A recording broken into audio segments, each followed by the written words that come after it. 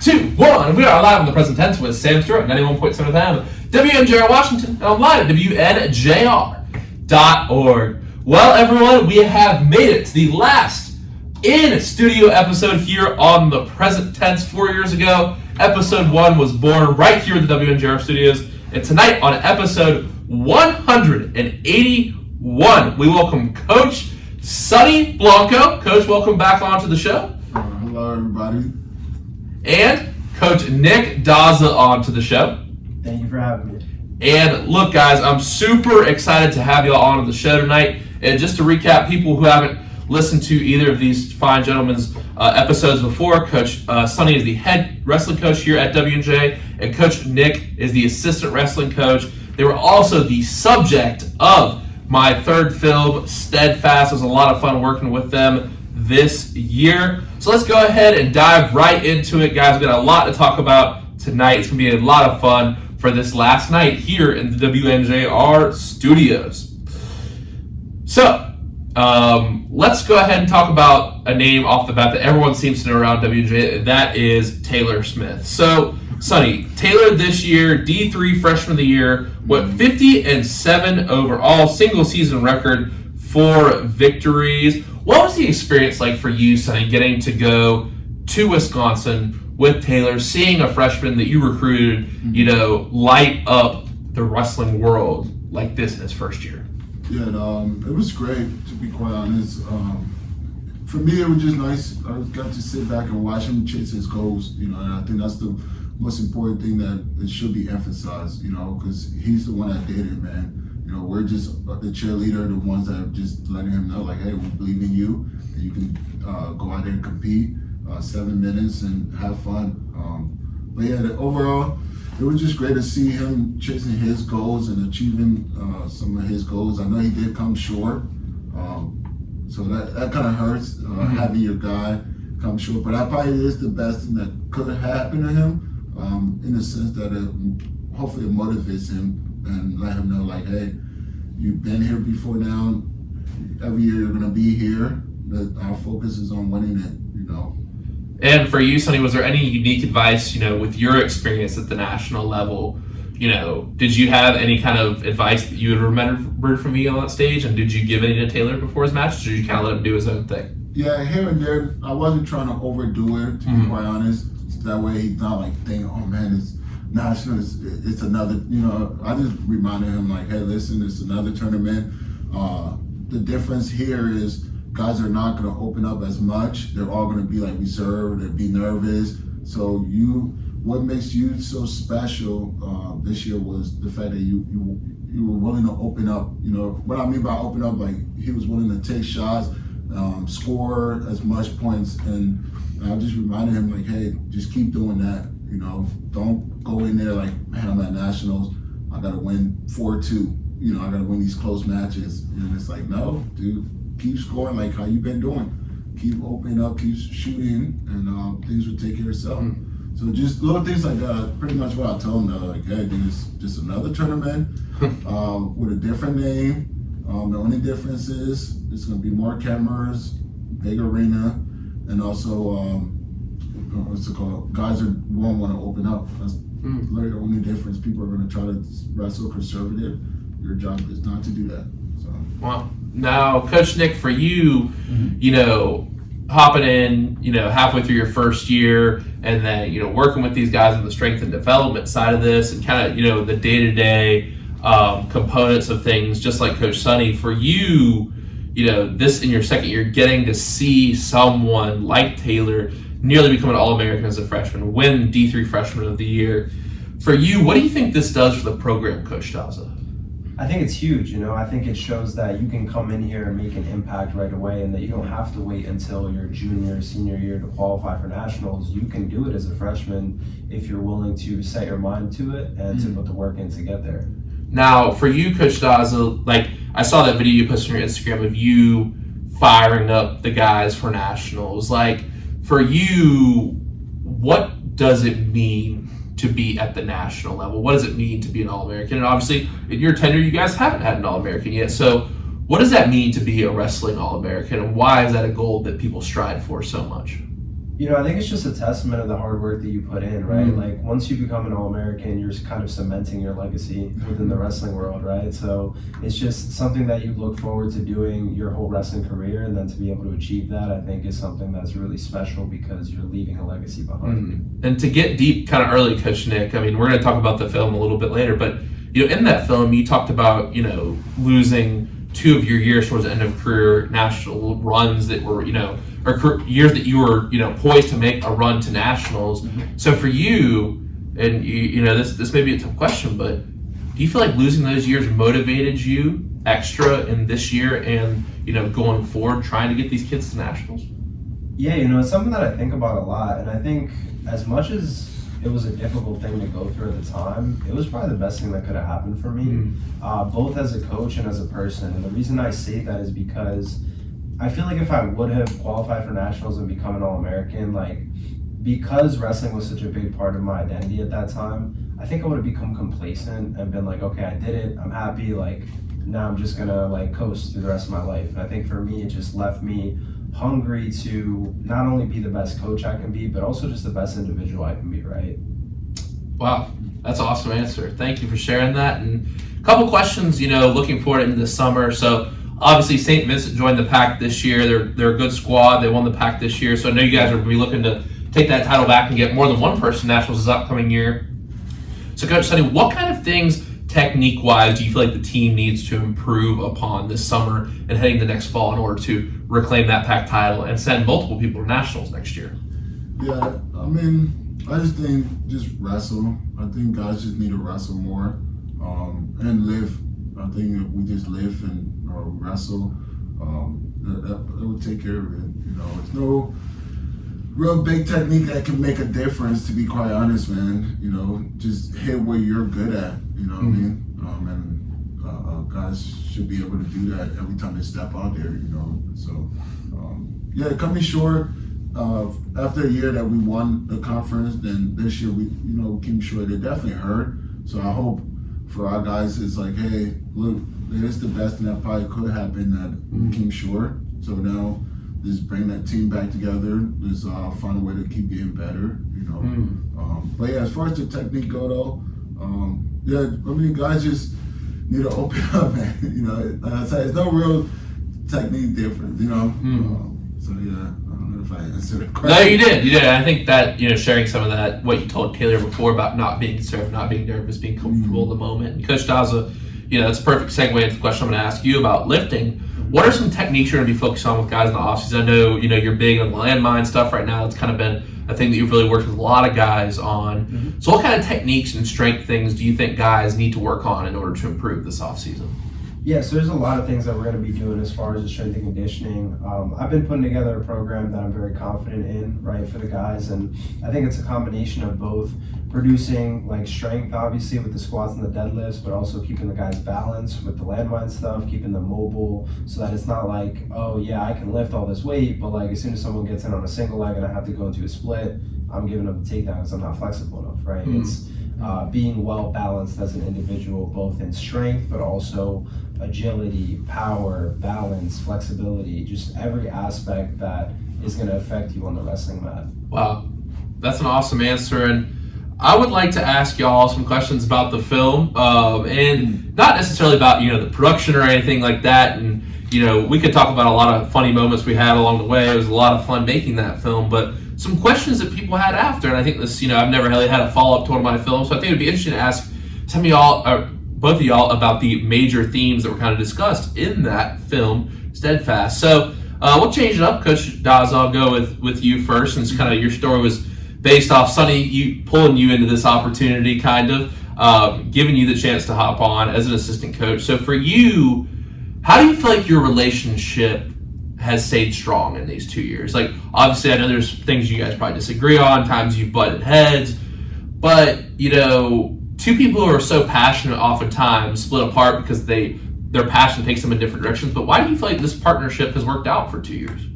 Yeah, I mean, I feel like the biggest thing is just like keeping the main focus, which is to build a good program. You know what I mean? And I think like, you know, in any relationship, right, whether it's work, whether it's a romantic relationship, whether it's family, there's always going to be disagreements, right? But as long as we can remind ourselves that like, hey, we're working towards the same thing, like we can always put things to the side and be like, all right, this is what we're working towards. Like, how can we get back on track towards this goal? Now, that leads me to a follow-up, and I'll ask Sonny the same question, but for you, Coach, what is that thing? What is that ultimate goal? That's a great question. I think for me, it's really ultimately about developing individuals, right? And I don't like to just box myself in the sense of saying like, oh, I want a national champion with wrestling, because I think it's bigger than wrestling, right? Like right now, wrestling is the vehicle towards greatness. But for me, I want people to realize that like there's more to greatness than just a sport, right? And that's something that I preach to guys all the time is like, hey, I don't just want you to be the best wrestler you can be. I want you to be the best individual you can be. I want you to be the best student in the classroom, the best business person, the best doctor, whatever it is you go on to do. I want you to be the best at that thing. Wow. And so to lead into my next question for you, Sonny, if wrestling and sports in general is the vehicle towards greatness, where is that vehicle heading for you? What's the ultimate goal? Yeah, I'll piggyback with just developing guys, making sure that, hey, yes, they're going to win an All-American title, yes, they'll be a national champ, but are we preparing them? Like, when they walk out from us, are we getting them ready for real world? You know what I mean? Are we supporting them, letting them recognize, like, hey, it is, you have more you can develop, you know what I mean? Not letting them get complacent, you know? And it starts with us as coaches leading that example, you know, because with me and Daz, if I can speak for myself, like I'm never happy with where I'm at. It's like, hey, I always know I can do more and I can do better, you know what I mean? So it's just being able to recognize that and being able to show it with my guys, with my action, you know, and hoping that they can see that, you know what I mean? So for you, Coach Sonny, it seems like you place a lot of trust in Coach Nick. Yes. Oh yeah. Yeah. Where does that trust come from, and why do you feel like that? You know, you can trust him so much as a coach to take over things like strength training, some of the technique with a lot of guys. Yeah, I mean, I don't, even when it comes to lifting, like I don't look at his stuff because I'm like, dude, I know he knows what he's doing. He's very passionate about it. You know what I mean? And he's always taking notes on his phone, everything. You know what I mean? So I know how organized he is when it comes to those things, and. Yeah, just the trust is there, man. It has to be there because if I don't trust you, I'm not going to surround myself with you, you know. And also, if he was a yes man, I wouldn't even have him around me. You know what I mean? That's why it's okay. Like, yo, we're going to butt head just like anybody else, or we're going to agree just like anybody will laugh. You know, that's what comes with it. But a level of respect is there. I know what he wants to achieve, so obviously. It's okay for me to hold him accountable too, you know, because that's how we'll keep getting better. But you know, overall, the trust just been there because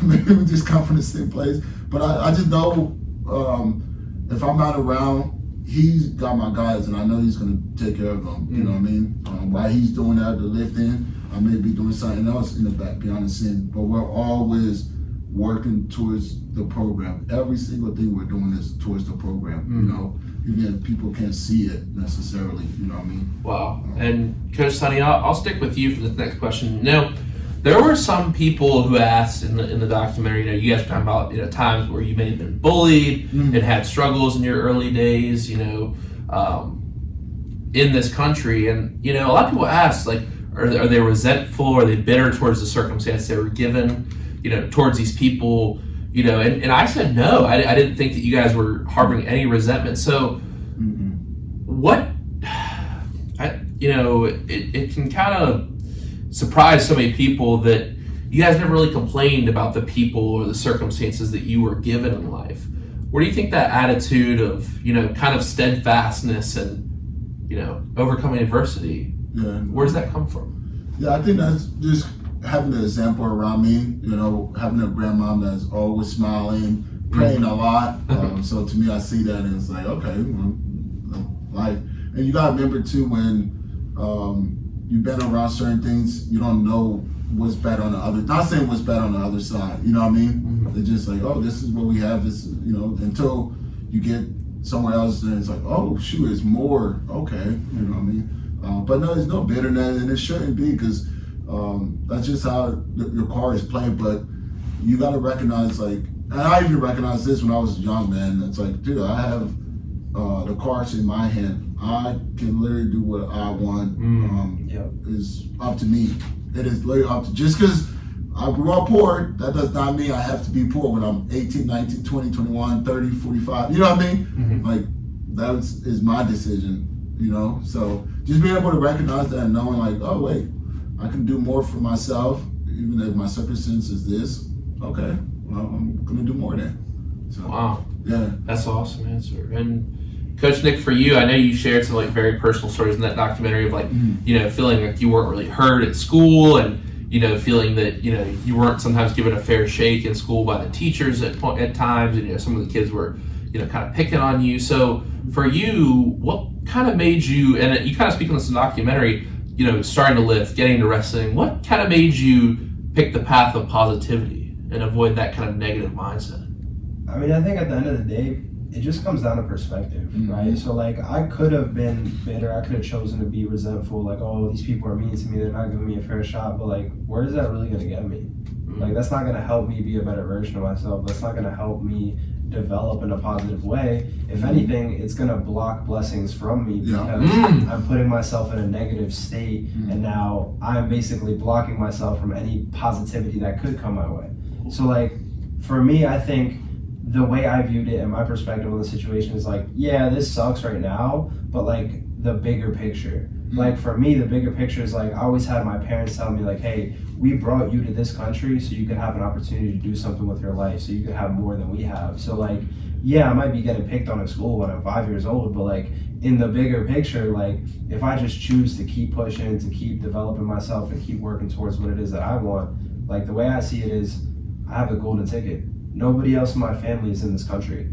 I'm the only one. So like, why would I let something as small as some kid picking on me or some teacher not giving me the time of day even bother me when I have a golden ticket, you know what I mean? I think that's a brilliant way to put it. Like, if you're getting negativity, don't cover yourself in negativity, because you're gonna block the positivity in the world from yourself. Yeah. No, that's true. Though. Wow, that's a great line, Coach. I really like that. And so one question I would like to ask, and obviously we kind of went up into your first year coaching and second year, I think you guys said you learned a lot. And so I would like to ask y'all now, because Sonny, I'll start with you again. What do you feel like you've learned, and how do you feel like you've changed as a coach in these 2 years?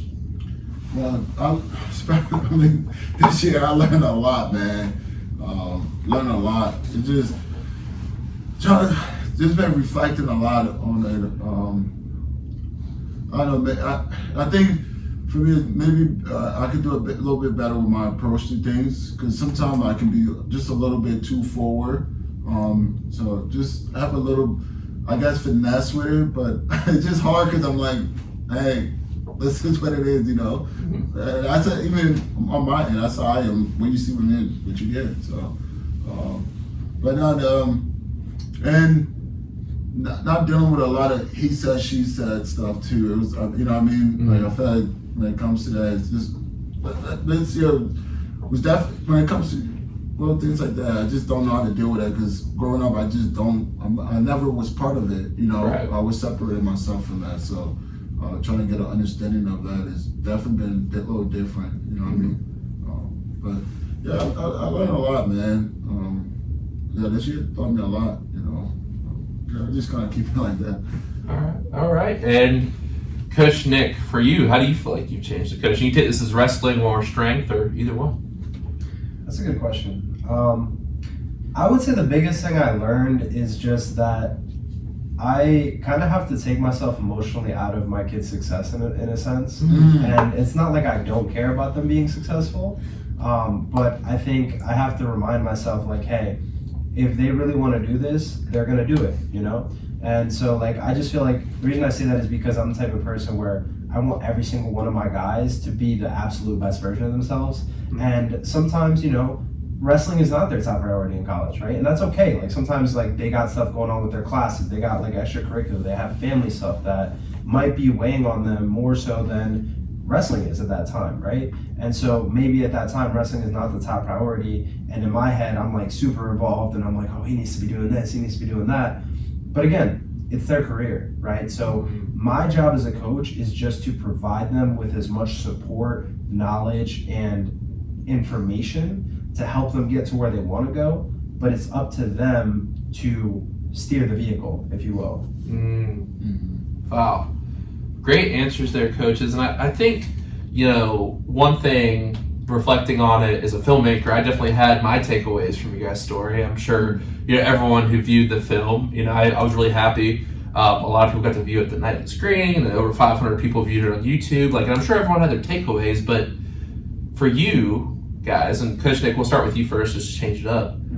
What do you feel like people should take away from your stories? You know, your story and Coach Sonny's story. Should people see that film and think, this is the lesson, and what is that lesson? I would say that it's a story on possibility, right? It's a story on possibility and perspective, because I feel like, especially nowadays, like it's so easy for people to, like we were saying before, to be negative, to make excuses, to say, oh, well, this didn't go my way, or it's that person's fault that this isn't working out for me. But like, me and Sonny were both not dealt the best set of cards, but we made something out of it, right? And we made something out of it because we had the perspective of like, hey, I'm not gonna focus on the negative, I'm gonna focus on the opportunity and the possibility to develop something for my life. Like, I feel like when you're not coming from much, it's hard to see the things that you don't have, like Sonny was saying earlier, because it's like, you don't know what the other side looks like. It's not until you really get to college and then you see like, oh, this person grew up like that. That's when it kind of hits you. But when you're coming from struggle and you're coming from a state of wanting more for your life, it doesn't matter what you don't have. It matters what you want to have and what you're working towards. That's a good point. And I think I just want to comment, because it kind of goes with my takeaway from the film. It's like the current moment is a blessing. Like, no matter what happens in the past and what we're going to have in the future, you have the power of now. Yeah. Like, and you have free will, and you have a choice. You have a choice to get up and be better every day. And, you know, and I think two of the great moments in the documentary was Sonny talking about, you know, working in school, and like he chose every day, you know, to go and, you know, office hours and do extra studies. And Coach Nick, you chose to do those workout DVDs with I'm forgetting his name now. Sean T. Like you watched, like no one was making you those Sean T videos, but you got up every day and did them twice a day. In the basement. So I mean, I think that was my takeaway. And Coach Sonny, what do you think people should take away from your story and Coach Nick's story? Yeah, just like I think what Daza said was perfect, man. But yeah, just the opportunity.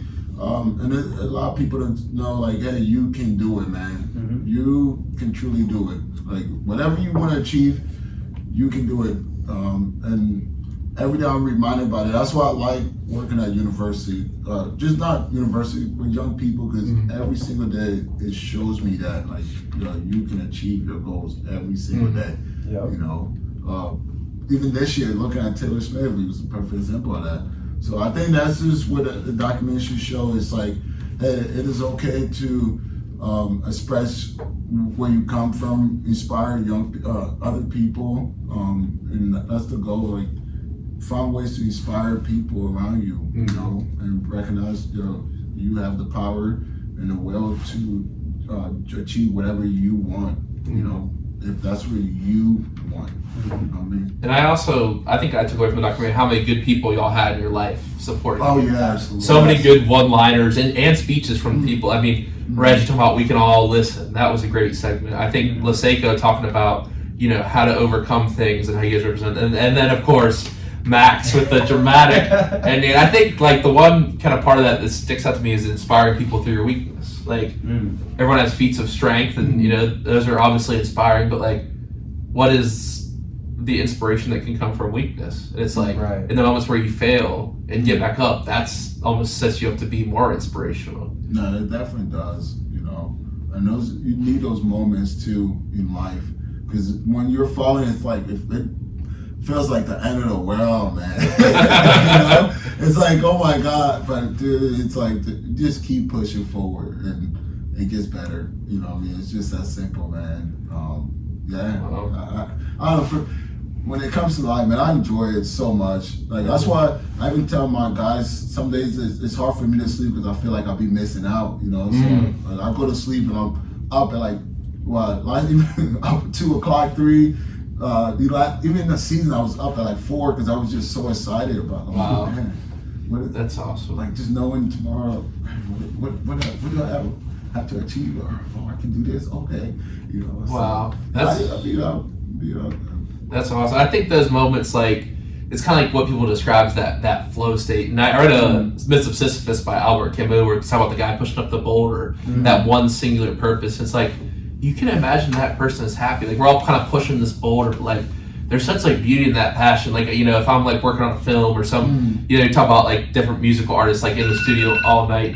Sorry about that. No, you're good. No worries. Like different musical artists in the studio all night. Like those moments where you're just totally engrossed in what you're doing. And that's like one of the cool things I thought people got to see represented in y'all's story. And thank you too for capturing our story, man. I thought that was pretty cool. Well, no worries. Thank you so much for letting me. You know, that was one of the films that helped me get into film school. Like, I really thank you. I really appreciate it. And not only like, you know, was the final screening fun, but it was honestly just fun getting to hang around with y'all, being around that positive energy. You know, from the day at the farm to the morning scrimmage, getting up and being there with y'all. I genuinely enjoyed it a lot. And you know, one thing that kind of stuck in my mind as the filmmaker itself, one question we didn't really get to, and we talked about it a little bit, and you guys definitely touched on it, but I'd like to give you space for it now. And this is a really heavy question. Whoever can take it first. What do you believe your purpose on this earth is?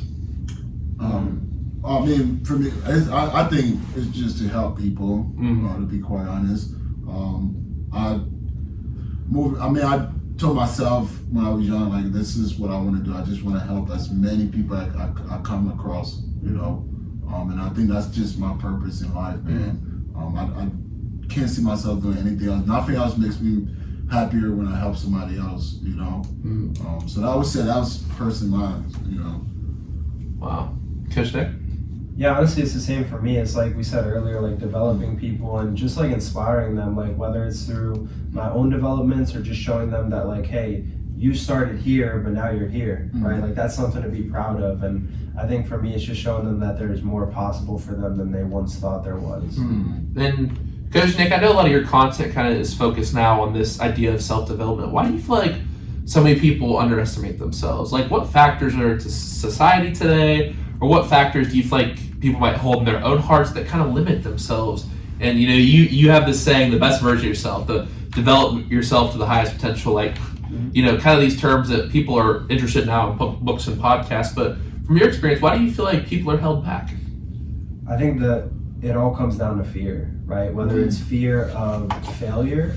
So like I know a lot of people that have such huge fear of failure, they'd rather not try, right?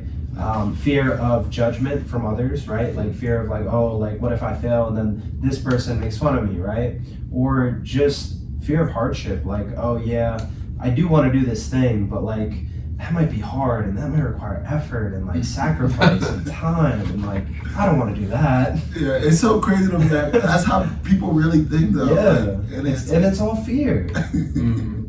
So that's nuts, man. Now I think to kind of bounce it to Coach Sonny, for you, I know something that was really hard for you at first was kind of, you know, the college academic scene. So for you, how do you feel like you got past that fear of like, you know, wanting to ask for help and go to office hours? Was that something you were, you know, kind of scared of, or were you intimidated at all, or you just kind of just went and did it because you knew you had to do it? Yeah, no, I was never afraid, man, you know, because I just knew, hey, this is what's going to help me get to where I want to go. You know, and it was just that simple, man. There was no shame in it. There was nothing for me to be like, oh, man. Man, it was interesting, though, during my time, I would have friends that was, like, not like embarrassed. I wouldn't say embarrassed, but like, it was hard for them to go ask for help. And I just never quite understand that. I know a lot of people like that. It's like, you're afraid to let someone know you don't know something. Yeah, which is so odd to me, and it's like, that's why these people are here for, right? And it's okay.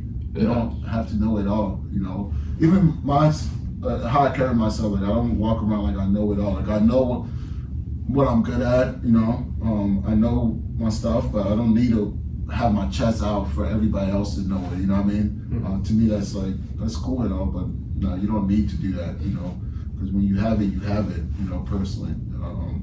But yeah, overall, I personally was just never nervous, man. I just knew, hey, this is what I needed to do to get where I want to go. And over time, I'm one of those people that develop patterns and strategies in my head. So once I started seeing the benefit of me going to my professor, of me going to PAL tutoring, I was like, oh wait, dang! It was like a light bulb, like, oh, I'm gonna take advantage of this, So in my head, I'm thinking like, oh, I'm finessing, I'm doing this, and it's like, oh, while I'm doing that, I'm learning, and I started seeing how much I was developing. Wow, so, that's awesome. Yeah, it was a really unique thing, man. No, that's really great, and I hope everyone can take something away from your story that it's okay to ask for help. But the sign of an intelligent person is being able to ask for help and realizing that there's way too much stuff on this earth to know for any one person to know. Yeah, and I even now I still do it. Like I ask the people around me for help, and it's like there's nothing wrong with that, Right. So yeah, I don't know, man. There's just no ego with me when it comes to learning, and it shouldn't be, especially that's something that should be exciting for a lot of young people. Right. Like when you're young, you should be so excited to learn. You know what I mean? Yeah. And I didn't learn that until I got to college. Yeah. So. And I feel like sometimes, like in the education system, we're made to feel like we're not as smart as other people, or like we're not as artistic or creative or whatever. It's like you're supposed to read this book and go to this class and do this sheet, and I think we get so caught up in it that we forget like there's just a beauty in learning. Yes. Learning is beautiful. Yes. And I think sometimes in the education system we don't treat it that way. It's just it's a task. It's not like learning is not a vehicle. Learning is the end journey. At least that's how it's portrayed. But really, learning is the best vehicle because learning can take you anywhere. Yeah, and another thing too that helped me was recognizing like, hey, everybody learn on their own pace. So once I was able to be comfortable to learn, like, oh, well, I may be a little slower than most people, or I may be faster, and it's okay, So once you're able to understand that, and it's like, oh, there's nothing wrong with that because we still turn the same paper at the same time, So wow. Obviously, we get the same grade. Who gets better? You know what I mean? But yeah, it is.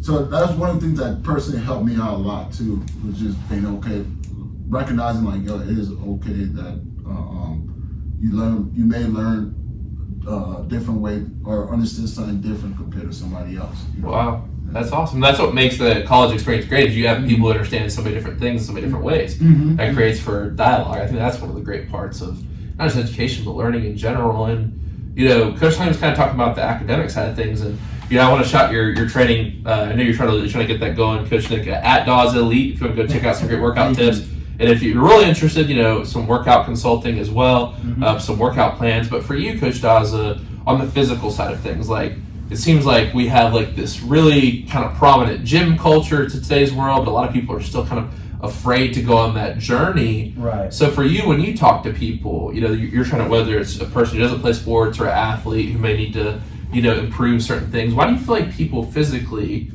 are, maybe nervous to get on that journey towards better health?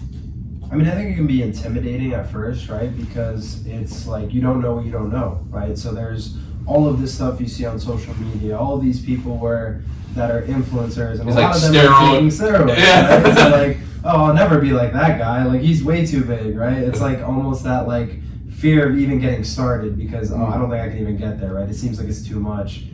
I think it's just the intimidation factor can be real for someone who's just getting started, and rightfully so, because everywhere they look, they're surrounded with this ideal of this is what you should look like, this is how much you should lift, and I think it really all depends on the person and their goals, right? Like it looks completely different for everybody else, but what it comes down to is what you want. Like, what are you training for? Like, are you training to be an athlete, or are you just training to feel good as you get older? And for those people who might just want to feel good, because I know my grandma listened to the show last time, she used to talk about like things like grounding. What are some, not just for athletes, but what are some healthy habits, that people might not know about that they can get into just in everyday life? Things like grounding, things like, stretching. What are some things like that you've discovered? Yeah, absolutely. So I would say grounding is a big one. Like I'm very big on that just because like in my own experience, like it definitely helped. When I was going through like the string of injuries my junior year of college, I think I talked about this before, but I went outside every day and I was on the grass for at least 15 to 20 minutes. And ever since then, I wasn't injured as frequently. Wow. Right? I'm not gonna say I never had like a small like minor ding here and there, but like I wasn't injured constantly like I was before. So I'm big on grounding, and then also honestly just like proper nutrition, right? Like most people get so caught up in like daily life that they're not adequately fueling their bodies for the task at hand. Now, a question that kind of deals with all these themes and kind of deals with the people who y'all are today, and whoever can take this one first as well. But you talked about you want to inspire people. The documentary was about how you're trying to inspire people, and we talked about your inspirations a little bit. But who would you say inspires you? What are your main inspirations in life? You can go. Well, just who inspired me in life. Mm-hmm. Yeah, I have a couple people. One being my grandma. She's very inspiring just because of her willingness to provide. I think that's something special. The fact that she always made her way. And she's very independent. She doesn't really wait for anybody. She would do whatever she wants. My aunt, my aunt Elfida, she's in Iowa now, but she's very inspiring. Just for me, I got a chance to see a lady who had 4 boys at it. Not it's 4 boys. Single mom, and she was able to raise. She did a great job, I would say. Help one get to college. The other one is working. Just so they're able to do their part. Who else? I know you talked about your uncle. Your uncle was it? Yeah, both my uncles too. My uncle said, my uncle Gus. They inspired me in a unique way. Just because growing up, I guess I would say more so growing up, just because I got a chance to see what type of lifestyle that I want to live. Whether it's like the 9 to 5, or kind of like the entrepreneurship. Go out, always connection, those type of things. So I got a chance to see both. But yeah, and I'm just inspired by life, man. By my goals. I'm very, very goal oriented. So I have a lot of goals that I want to achieve, and I don't even feel like I'm somewhat close to it. Every time I get close, I'm like, man, it's still far. So. But yeah, that's I would say. Well, that's about it. I'm sure it's probably more, but yeah. Right. Thank you for sharing that. And Coach Nick, what about you? I would say for me, it's definitely my mom. Like that's my biggest inspiration, just because of everything that she sacrificed for me to just be able to go to school, like put food on the table, like have opportunity for a better life, and then also just like my potential. Like I feel like there's been a lot of times in my life where I've proven to myself that I was capable of doing more than I originally thought, and so like that inspires me to see like, all right, well if I can do more than I thought, like what's really possible, And I feel like that's probably why you like working out, because I feel like, and everyone who's worked out or kind of had that journey of getting into working out has an experience where like you have a weight and you're like not sure you can do it, or you're like really like feel like you're about to throw up at conditioning and you keep going, and it's like that's such an empowering feeling. Yes. Because I think we're all more capable of things than we know. Absolutely. Like, because the mind tells us to say, think about just working out the conditioning side of things. Like your mind's yelling, stop, stop, stop. Then you keep going. It's like that's the new level you can go to. I can't tell you how many workouts there were in college. Like when we'd go on the track and we'd run sprints, and I would be like, oh my god, I'm gonna throw up. But, like I still finished the workout, and like I think that's just such a powerful experience to go through, because it just shows you like the power of your mind. Like you said, like, hey, I'm capable of. I didn't think I was gonna be able to get through this workout, but I did. So like, if I apply that to other areas of my life, what's really possible for me? Wow. And kind of talking about the self-development. One question that, of course, I'm thinking of it the last episode, but I genuinely enjoyed thinking of this question. I think it'd be great if I ever interview anyone in the future. But I would like to ask it to y'all tonight. In the next year, what is one thing that you hope to improve? I would say understanding money, my finance. Okay. That for that, because I don't know, I just need to work on that a little bit more. That's about it. Because I'm like, oh, money, okay, I'll get paid again. You know what I mean? But get the Burberry belt. Yeah, I got a little fly up. So, but I think that's the only thing that I can see. But other than that, like little things like I already have a pattern now on how I'm going to continue going with every year as far as organizing the structure of my program. Like the paperwork and those things too. So I already have a pattern in my head that I like. I think I'm like, okay, I'm gonna go in that direction with it. So I think that's gonna be pretty simple. Then obviously keep working on your development, keep understanding yourself, those type of things. But those are like just little things that through my journey I already have been doing. So it's not like I need to. Not saying I need to improve on it. Obviously you do, but this area is where I need to kind of focus on a little more now. So just having a better understanding of it, you know what I mean? I still save and stuff. Don't get me wrong, because I always got to save for the rainy day. You know what I mean? Right. But yeah, that was the only thing. Okay, interesting. That's an interesting perspective. And Coach Daza, what about you? Yeah, I would say for me, like, it's just my ability as an entrepreneur to grow my business. Like, I feel like when I first came to W&J, like, I think we talked about this on the last show, but just like dealing with that imposter syndrome at first, because I kind of came in late and I was like, do I really know what I'm doing? Like I'd question myself a lot, but I would just say like after these 2 years, I'm very confident in my ability to deliver like quality training and like training that produces results. And you can see that just with the guys that I've trained over the last 2 years. So I think I'm just more confident in the product that I'm delivering. And it's just a matter of continuing to scale and grow my business. Have you met any unexpected challenges in the sense like when you started a business, did you not see this coming? Like, oh yeah, this is more difficult than you thought it would be. Every day. Okay. That's the fun part. No, that's the fun part. I mean, the way I see it is like business is almost like a big puzzle, right? Like there's so many different moving pieces, and it's like a lot of times like you kind of have to put out fires on the fly, but like you figure it out as you go, and then it's like every day brings a new challenge. Every day I'm trying to figure something out. Like I still remember the first time I sold a workout program, and it was like I know the app I was going to use, but then it's like, oh, I sold the program.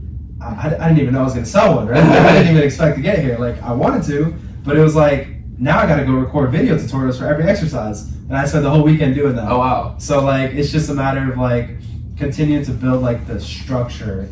And that's why I compare it to a puzzle, because it's like, all right, the videos, the sales, the marketing, the actual coaching, like, there's a lot that goes into it, but I think it's a lot of fun to learn and apply. Wow. That's awesome. I have a couple more questions tonight, but I'd like to take a break. And, of course, we're going to do trivia. This is our last ever trivia segment we had in the present tense. So let's see if y'all can go 2 for 2 tonight. We're going to listen to a little, a song with a title I think speaks tonight. This is Thanks for the Memories by Fall Out Boy. But of course, we got to ask trivia question first. Now, we're talking about the movie that was made. And of course, your friend is an actor in Maxwell Marcus. Great job with the documentary. Really appreciate him helping out. But this first question has to do with movies. And of course, we have the break, and then you will answer it after the break. The first question is, what is the highest grossing movie of all time? And the last time I was pretty easy on y'all. So, second question, I thought all the rap beef that's been going on, talking about numbers with sales and stuff. What rapper has sold the most records of all time? You answer these questions after the break. This is the present tense with Sam Stewart. I don't put sort of him. WJ Washington. And I'm not WNJR. I don't. I was gonna say that's a funny question. I don't know. Yeah. That's the most record of all time. Yeah. Oh, no, he's not a rapper. No, he's I was gonna say Michael Jackson, but he's not a rapper. Nah, he's R&B. He's R&B. So rapper, if it's not Tupac or Biggie, those are the two I can kind of think of. I had to feel like, especially during the time of death, their sales extremely went up. I think that's the only time you can really engage on that. As sad that it is, it's almost like it's a good thing. People's records always go. Yeah, I want to say Tupac too. What is your idea for the movies? Yeah. Oh, movie sheet. What was the question exactly? What is the highest grossing movie of all time? Avatar. Yeah. That's a good one. I couldn't even stop laughing. Yeah. Yeah, was that correct? Yeah, that's Bro, right. I watched it twice. Really? Have you seen the second one? No. The second one's really good. Yeah. Okay. Yeah. So it's just the second one. The second one's interesting. It's interesting. Is it like a newer artist? I feel like it's someone. No, it's actually not someone newer. Is it- Rap. So it's not Tupac, you said? No, I didn't say anything. Oh, It's okay. not Tupac. Yeah, he's setting us up. Yeah, then it has to be Drake. You know? I feel like it's someone we're not expecting. Nah. Can we get like, I guess? Nah. Sam, it's the last show. You can't let us go I got outside. 2 for 2. Yeah. Uh, I'm trying to think. 50 Cent. Yeah, the only brand I say definitely either Tupac or BD.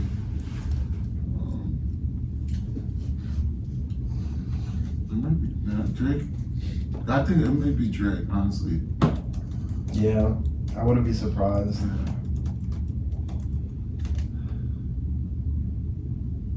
Nah, you can't. You gotta release Lil Wayne in there now. You can't skip. I don't know, but I feel like Drake's been in the industry longer than Wayne's career.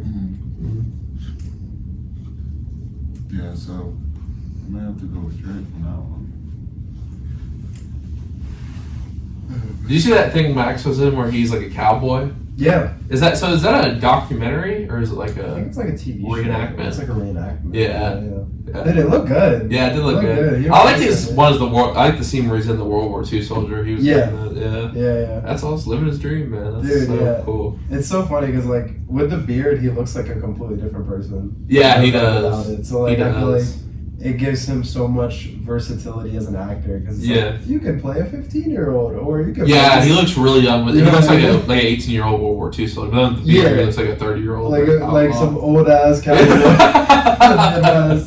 Yeah, no, that's awesome. Yeah, that'd be cool if like we ended up working on a project together or something. Oh, it'll happen. That'd be awesome. Yeah, it'll happen.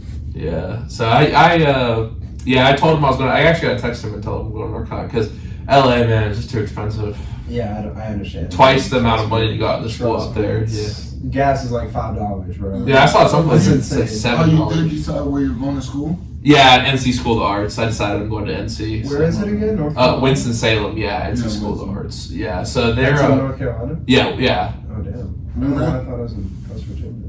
Well, how be closer to your house? 2 hours from my house. Yeah, 1 hour from Oh, Charlotte, nice. which will be nice. Yeah, that's just. And then like the mountains are like 2 hours away. I think like That's Appalachian cool. Mountains, like Boone and Yeah. Asheville and all that So you're stuff. closer to home. That's good. Yeah, because PA was nice, but I missed the warm weather. don't And LA too expensive. I don't So, blame you, Yeah, man. so Jada Pinkett Smith actually went there. Anthony Mackie, Hawkeye Really? or Falcon, Yeah. from Marvel, he went there. The guy who did Kenny Powers, Eastbound and Down, went there. Yeah. So yeah, it'll be interesting. I'll have to keep you updated on it. Yeah, No, you dude. definitely should, man. Now, we'll definitely work on something with Max, though. We are back on the present tense with Sam Stewart, 91.7 FM, WNJ Washington, and online at WNJR.org. Today we're talking with Coach Sonny Blanco and Coach Nick Daza from the WNJ Wrestling team. And today we had the final trivia questions here on the present tense. First question night, what is the highest grossing movie of all time? Avatar. That's correct. You said you saw it twice in theaters. Yeah, because it's the only movie they've ever re-released. Yeah. Well, Yeah. now they're doing a lot of re-releases. You see they released Spider-Man 3 and Shrek. Really? Yeah. they're- Alright, when I was growing up. Yeah, right. Well, that was a big reason. reason. Because it took James Cameron, 12, 13 years to make a second one. So Yeah. I thought it was so. Me and Mac were talking about it. We were talking about how we both cried during the. It's so good. Talk about a great soundtrack, too. Great Yeah. movie. All right. Then the second one, speaking of music, which rapper has the most records sold of all time? Yeah, I think we said Drake. That is incorrect. It's Eminem. Oh, Bro, I was thinking that! 11 studio No. albums. He has 11 studio albums, 2 compilation albums, and 1 extended play album. I'm so mad I didn't guess that. Because if you think about it, he's been making music forever. Yeah. That's crazy. Like in terms of a rap career, because if you think about it, there are successful rappers, but I'd say Drake is probably gonna have a long career as well. But J. Cole, Kendrick don't release a lot. I mean, I know that Biggie and Tupac were popular, but obviously because they're unfortunate, they died young. But Eminem, he's been producing. I don't like his newer music. I think his his early stuff was good, but he's been producing music for a big time. That's wild. And also, you gotta think D12. Yeah. And he's with too. Bad Meets Evil too. Like he's been in a lot of music For sure. and all the features and stuff too. Yeah. That was crazy. You almost said it. I was like, no way. I didn't even say anything. Oh man. Now, alright, listen, y'all. We got just a few minutes left here on this final episode. One question I think would spark some good discussion for kind of the remainder of our time is a question that I actually haven't asked y'all. I came back asking it the next. Obviously, y'all were the season finale. I came back asking it the next year after I did the Presbys, and I think it's a really interesting one that we've really dissected, in your story, in the documentary about surfing, all these podcast episodes. Why do people love sports, and what do sports give us? I feel like sports are just a display of like human will and determination, like competitive spirit. What about you, Coach Sonny? Yeah, man, it's, I just think for entertainment and that drive, that it gives, the character building part of it too, I think you can learn. I mean, with any sport, it really does teach you that character aspect of it. Yeah. The whole not giving up, always picking yourself up, that type of things. Yeah. I think, I think I'll give my opinion on that since I've heard so many people answer this question. I think that sports is the ultimate example of the human drama. Like, when people say, like, oh, there's the script writers in this game is like out of Hollywood. Mm-hmm. Well, to a certain extent, I feel like that's true because in Hollywood, people are acting, but like we see the highest of highs of human emotions and the lowest of lows, people crying on the court or the mat, people celebrating. And that's like the true beauty of sports is the wide range of human emotion. And not just that, but we love sports because we get to see it. Right. We realize that these people with superhuman abilities like jumping, strength, power, speed, people who have the best mindsets in the world still struggle. They still lose, and everyone loses. But everyone has the chance to come back from it as well. And that's what sports brings. Sports is the only area of life where you get tested every day. Yeah. And, when we lose in life, we have to realize there's another test coming tomorrow. And in sports, there's more than one game in a season. We have a chance to bounce back. And it's like the ultimate human drama because it's not just one snapshot. It's not a picture. It's not a painting. It's the ultimate piece of cinema. It's the ultimate human experience. It's like being immersed in a movie where the characters are dynamic and always changing. And that's what makes sports so great. It's like a movie that never ends.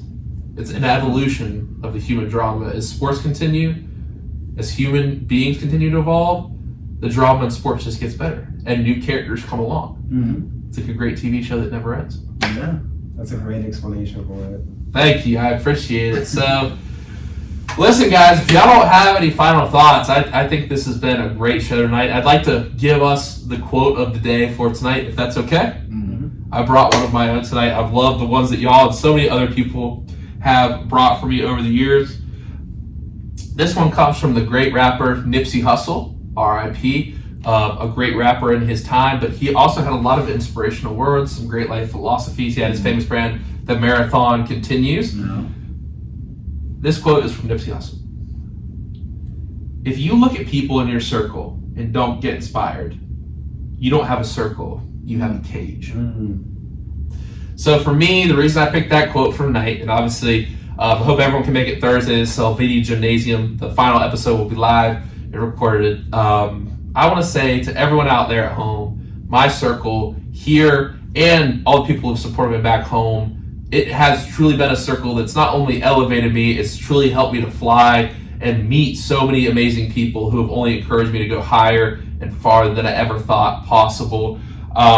You guys coming in here, like I told the story before the show, I talked to Coach Sonny while I had my pool towel wrapped around me, hopping out of the pool, and I could tell your passion for radio. I knew I had to have you on, and then Coach Nick, getting to meet him and lifting with him. You know, the people I've been able to meet in my circle, and not just you guys, but, you know, all the other coaches and a lot of the great friends I've made here, some of the best athletes on this campus, and some of the players, too, that maybe didn't get to play as much as they wanted, but hearing their story too and how they continue to strive, even though they weren't getting the playing time they necessarily wanted, all of those things have been so inspirational to me. And I want to thank my mom and my dad and my brother Charlie for coming up this weekend and always supporting me. My grandma, who always texts me after the show.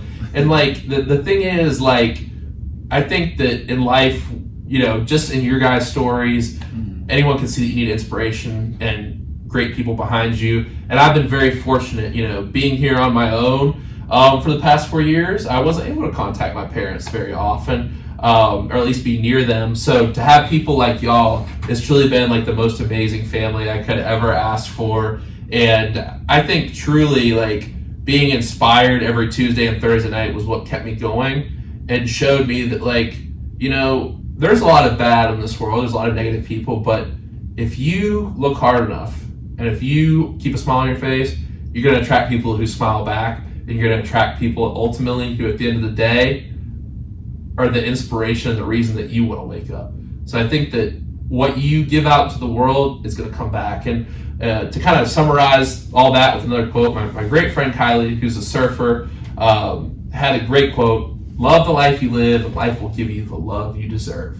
Amen. If you love something so much, it's going to love you back. If you don't love waking up every day, if you don't appreciate the sunshine, the water running down your arms when it's raining, you know, another great, now I'm just ripping off quotes. But you Fayo here at the school, he had a great quote from Bob Marley. He said, some people get rained on, some people just get wet. Like, the fact, like, you just walk down the street and you, like, see a cloud come overhead, it starts raining, like, you just feel the rain on your skin, and you feel, you know, the sun on a hot day. Yeah. You feel the coldness of the snow and the breeze. And, like, I don't know. I think that if you love all those little things, you're going to end up loving life, because life is made up of little moments, and a good day is a great thing. It's a blessing. And if you have a bunch of good days in a row, that's what makes a great life. And to be honest, I think part of the reason that this 4 years has been so great is not only because I've got to do super cool things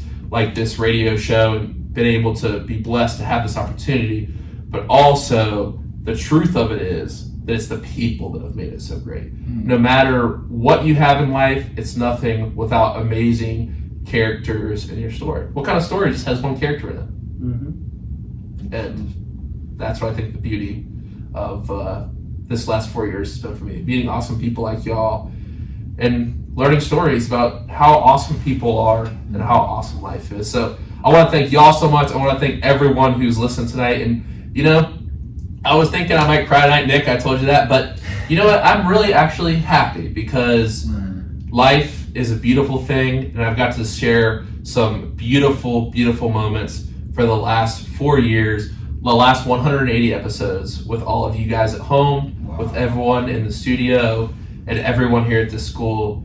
And so I won't leave crying tonight. I will leave smiling.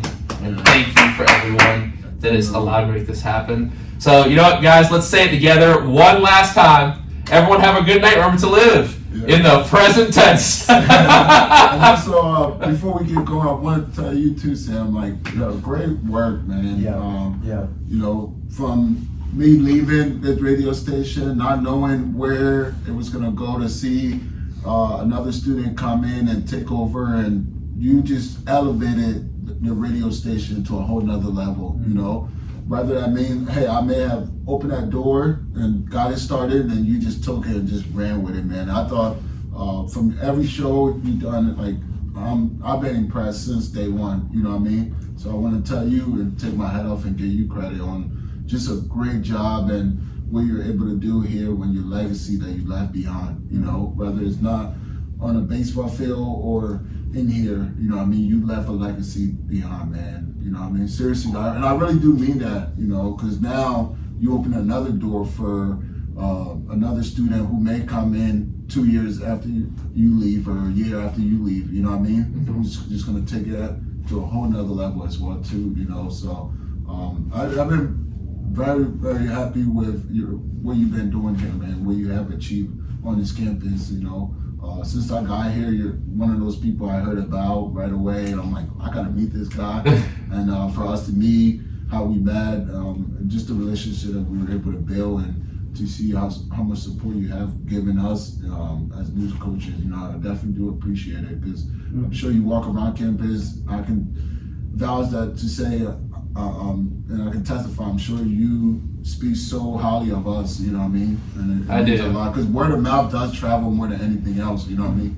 So I definitely do appreciate you and your support of our program, you know, and I think it does mean a lot. And thank you for having us. This is our third time, right? Yep, it is the third time. I've thoroughly enjoyed each one. And Sonny, thank you so much. That means a lot, and I really appreciate it. And I've enjoyed every single episode we've had on here. Yeah, you really did change the game, man. Seriously, you changed it, man. You changed this college radio. You made it a lot more popular. So it's just great to see that, man. You know what I mean? So thank you and salute to you and what you're able to achieve here. You know, and I'm sure moving forward he's gonna go to art film school and gonna start making films. I will not be surprised with that. So. But yeah, I wish you the best on your journey, man. You know, Right. All I would say is just keep smiling in life, man. You know what I mean? I'm And excited to see what you do next. Yeah, thank seriously. you. Now, can I actually, before we actually sign off, can I actually gift y'all something? Sonny's giving me 2 great T-shirts and a pullover, which I got in there more for the last picture. But I'd like to gift y'all something tonight on air, if that's okay. So, one of the things that started when I was a sophomore here was the T-shirts, and I saved a couple for whoever was going to be the guest on the final show. So I got the official season 7 shirt here we made. That was our shirt for this year. So I'd like to give a couple to y'all now. Oh man, Thank you. Dope. Thank you. I know. Hopefully it's like an extra large tonight. This is So I got an extra large in the room if you want me to switch it up. Yeah, Okay. this is dope. This is dope. Thank you. I'm a large. That's perfect. You know he spent good money on it too. It's uncomfortable. Yeah, I mean, hey, if you're gonna do it, gotta do it right. You know what I'm saying? But yeah, I really appreciate you guys, and I think that it's been, you know, and these episodes working with you on the room, you know, Coach Sonny, you were so happy for me, like when I got into film school. And I told you, and I really appreciate that, Coach Nick. I'll be honest, like those 6 a.m.s, like I didn't want to get up sometime, but then as soon as I got in the room, like I knew I made the right decision to get up there and come lift. Like honestly, both of you guys are inspirations, and then sometimes when I feel sad about the world, I think about how there's great people doing great things. No matter what you see on the news and you know what the world tries to feed you, sometimes just remember that there are always good people doing good things. And I hope that if anyone has ever tuned into a show, a film I've made, I hope that you see that the world is truly a good place, and it's a blessing to be alive every day and experience it. Amen. All right, everyone. So we'll do it again one last time. Everyone have a good night. Remember to live in the present tense. Thank